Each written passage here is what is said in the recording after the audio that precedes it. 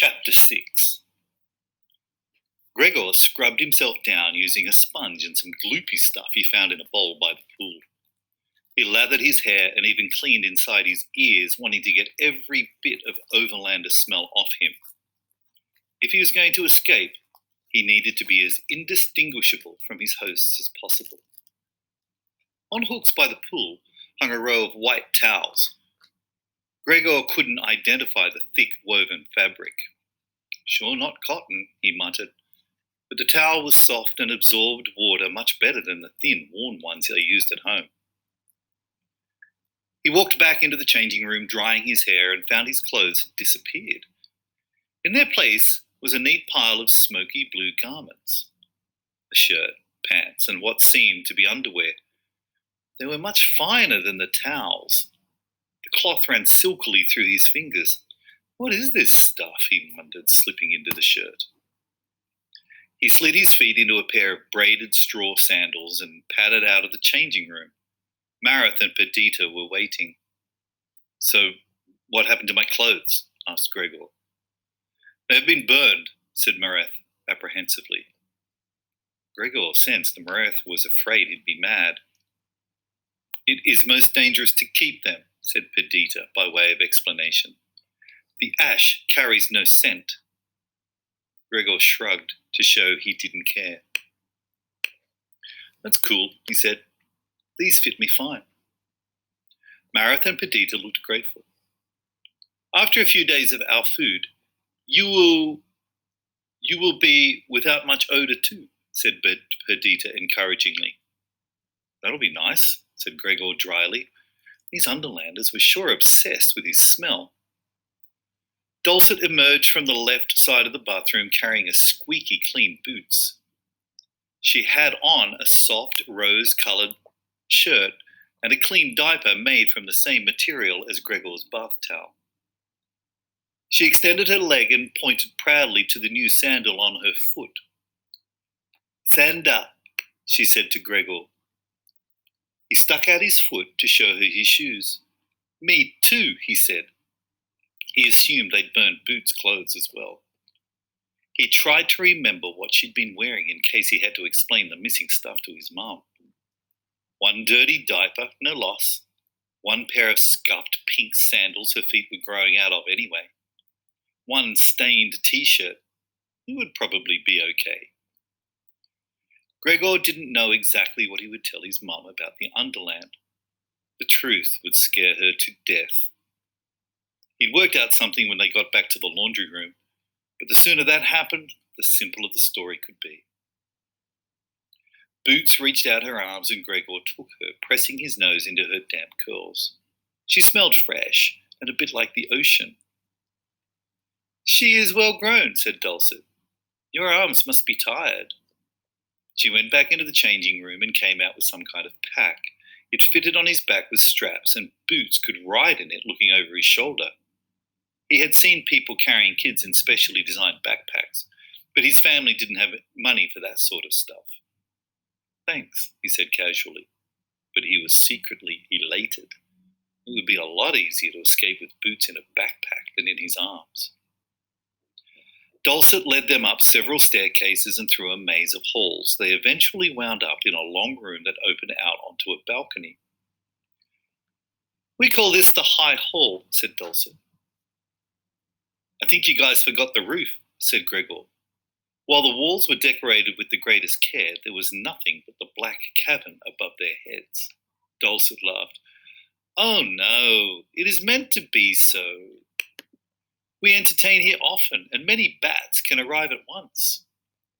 Gregor imagined the bottleneck 100 bats would cause trying to get in the door downstairs. He could see the advantage of a bigger landing strip. Vicus was waiting for them by the balcony with an older woman. Gregor guessed she might be around his grandma's age, but his grandma was stooped and moved painfully from arthritis. This woman stood very straight and looked strong. "Gregor and Boots the Overlanders, my wife, Solivet," said Vicus. "Hey," said Gregor, "nice to meet you." But the woman stepped forward and offered both her hands to him. The gesture surprised him. No one else had made any effort to touch him since he'd landed. "Welcome, Gregor. Welcome, Boots," she said in a low, warm voice. "It is an honor to have you among us." "Thanks," Gregor mumbled, confused because she was throwing his prisoner status off balance. She really made him feel like someone special. "Hi, you," said Boots, and Solvit reached up to pat her cheek. "Vicus tells me you are very anxious to return home. It pains me that we cannot aid you immediately, but to seek the surface tonight would be impossible," she said. "The Underland buzzes with news of your arrival." "I guess everyone wants to look at us like we're freaks or something. Well, they'd better look fast," thought Gregor. But he said, "Then I'll get to see some stuff down here." Vicus waved him over to the low wall that ringed the balcony. Come, there is much to view," he said. Gregor joined Vicus at the wall and felt his stomach lurch. He involuntarily took a few steps backwards. The balcony, it seemed, hung out over the side of the palace. Only the floor separated him from the dizzying drop. "Do not fear, it is well built," said Vicus. Gregor nodded, but didn't move forward again. If the thing started collapsing, he wanted to be able to make it back to the high hall. "I can see fine from here," he said. And he could. Regalia was even more impressive from above. On the ground, he couldn't see that the streets, which were paved in various shades of stone, were laid out in a complex geometric pattern so that the city looked like a giant mosaic. He also hadn't realized how big the place was. It extended out several miles in each direction. "How many people live down here?" asked Gregor. "We number 3,000 or so," said Vicus. "More, if the harvest reaps well." 3,000. Gregor tried to get a mental picture of how many people that would be. His school had about 600 kids in it, so 5 times that. "So, what are you guys doing down here anyway?" asked Gregor. Vicus laughed. "We are amazed it has taken you so long to ask." "Well, it is a marvelous tale," said Vicus, taking a deep breath to begin it. "Once, many years ago, there lived..." "Vicus," interrupted Solvit. "Perhaps the tale would go well with supper." Gregor silently thanked her. He was starving, and he had a feeling Vicus wasn't the kind of guy to leave out any details. The dining room was off the high hall. A table had been set for 8. Gregor hoped Dulcet would be joining them, but after tucking Boots in a sort of high chair, she backed up several feet from the table and stood. Gregor didn't feel comfortable eating with her standing there, but he thought he might get her in trouble if he said something. Neither Vicus nor Solivet took a chair, so Gregor decided to wait, too. Soon, Luxa swept into the room in a dress that was a lot fancier than the clothes she'd worn in the stadium. Her hair was loose and fell like a shiny silver sheet to her waist.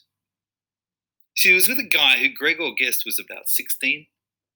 He was laughing at something she'd just said. Gregor recognized him from the stadium. It was the rider who felt cocky enough to lie down on his bat as they'd swirled around his head. Another show-off, thought Gregor. But the guy gave him such a friendly look that Gregor decided not to jump to conclusions. Luxa was annoying, but most of the other Underlanders were okay. "My cousin Henry," said Luxa shortly, and Gregor wanted to laugh. Here, among all these strange names, was a Henry. Henry gave Gregor a low bow and came up grinning. "Welcome, Overlander," he said. Then he grabbed Gregor's arm and spoke in his ear in a dramatically hushed voice. "Beware the fish, for Luxa plans to poison you directly." Vicus and Solivet laughed, and even Dulcet smiled. It was a joke. These people actually had a sense of humour. "Beware your fish, Henry," returned Luxa. "I gave orders to poison scoundrels, forgetting you would be dining as well." Henry winked at Gregor. "Switch plates with the bats," he whispered. And at that moment 2 bats swooped into the room from the high hall. "Ah, the bats!" Gregor recognized the golden bat Luxa had been riding earlier. A large grey bat fluttered into a chair near Vicus, and everyone else took a seat. Gregor the Overlander, meet you Aurora and Euripides. They are bonded to Luxa and myself, said Vicus, extending a flexed hand to the grey bat on his right. Euripides brushed the hand with his wing. Luxa and her golden bat Aurora performed the same exchange. Gregor had thought the bats were like horses, but now he could see they were equals. Did they talk? Greetings, Overlander, said Euripides in a soft, purring voice. Yeah, they talked. Gregor began to wonder if his fish dinner would want to chat as he sliced into it. Nice to meet you, said Gregor politely. What does that mean, that you're bonded to each other? Soon after we arrived in the Underland, we humans formed a special alliance with the bats, said Solivet. Both sides saw the obvious advantages to joining together, but beyond our alliance, individual bats and humans may form their own union. That is called bonding. And what do you do if you're bonded to a bat? Asked Gregor. I mean, besides play ball games together. There was a pause in which glances were exchanged around the table. He'd said something wrong again. You keep each other alive, said Luxa coldly. It had seemed like he was making fun of something serious. Oh, I didn't know, said Gregor. Of course you did not, said Solivet, shooting a look at Luxa. You have no parallel in your own land.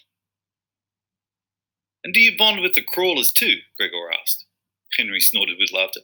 I would as soon bond with a stone. At least it could be counted on not to run away in battle. Luxa broke into a grin. And perhaps you could throw it. I suppose you could throw a crawler, but then I would have to touch it, said Henry, and the two cracked up. The crawlers are not known for their fighting ability, said Vicus by way of explanation to Gregor. Neither he nor Solvet were laughing. He turned to Luxa and Henry. Yet they live on. Perhaps when you can comprehend the reason for their longevity, you will have more respect for them. Henry and Luxa attempted to look serious, although their eyes were still laughing. It is of little consequence to the crawlers whether I respect them or not, said Henry lightly. Perhaps not, but it is of great consequence whether Luxa does. Or so it will be in some 5 years when she comes of age to rule, said Vicus. At that time, foolish jokes at the crawler's expense may make the difference between our existence and our annihilation. They do not need to be warriors to shift the balance of power in the Underland. This sobered Luxa up for real, but it killed the conversation. An awkward pause stretched into an embarrassing silence.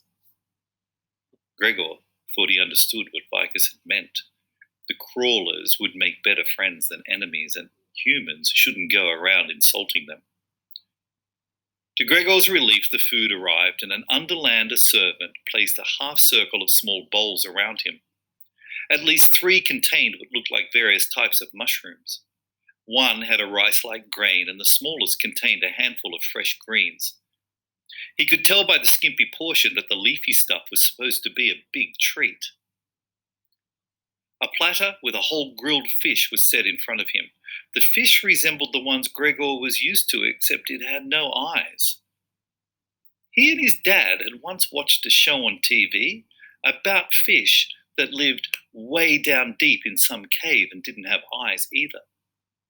The weird thing was that when the scientists brought some up to study in a lab, the fish had sensed the light and had grown eyes. Not right away, but in a few generations.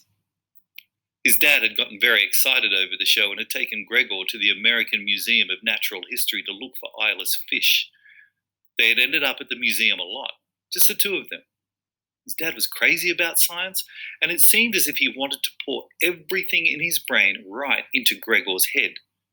It was a little dangerous because even a simple question could bring on a half-hour explanation. His grandma had always said, "Ask your daddy the time and he tells you how to make a clock." But he was so happy explaining, and Gregor was just happy being with him. Besides, Gregor had loved the rainforest exhibit and the cafeteria with French fries shaped like dinosaurs. They had never really figured out how the fish had known to grow eyes.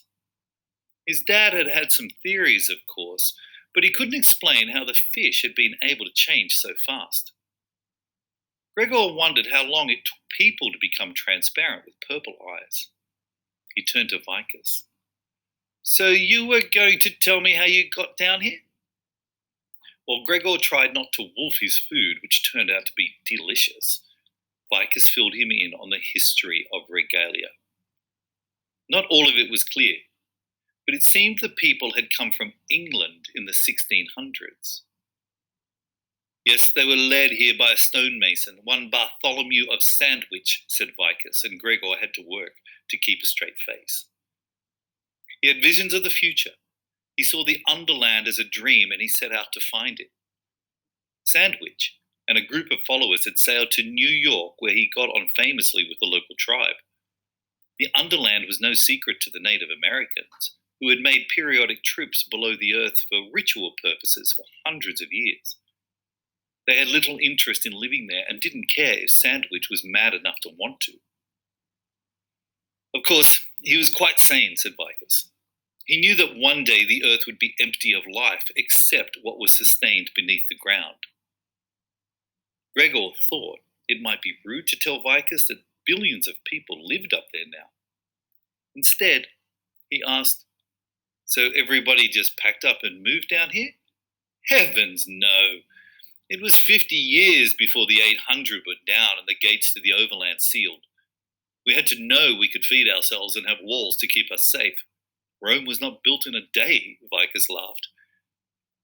This was how Fred Clark, the overlander, said it. What happened to him? Asked Gregor, spearing a mushroom. The table got quiet. He died, said Solivet softly. He died without your son. Gregor lowered the mushroom to his plate. He looked over at Boots, who was covered from head to toe in some kind of mushy baby stew. She sleepily finger-painted on the stone tabletop with the gravy. Our son, thought Gregor. Had it set? Was it bedtime? Had the police gone, or were they still there questioning his mum? If they'd gone, he knew where she'd be, sitting at the kitchen table, alone in the dark, crying. Suddenly, he couldn't stand to hear another word about the Underland. He just had to get out of it.